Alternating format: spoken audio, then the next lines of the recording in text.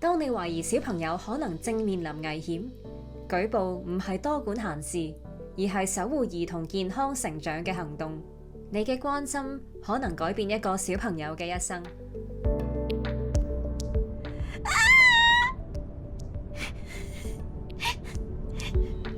你唔好再喊啦，再喊我打你噶！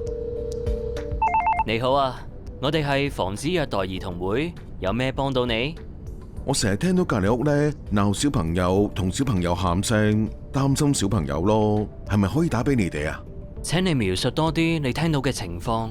請問你係幾時開始聽到㗎？通常咩時間會聽到？你喺屋企咩位置聽到啊？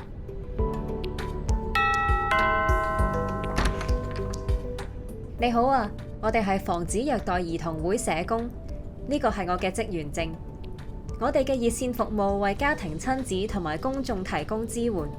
最近收到來電，關心你哋照顧小朋友嘅情況，所以今日希望上門認識一下你哋，同了解下照顧小朋友嘅情況。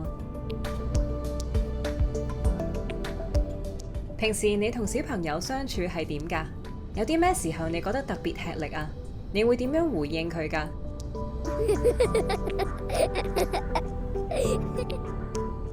多謝你哋今日分享你哋嘅擔憂，我哋將會安排社工以個案形式跟進你哋管教嘅情況。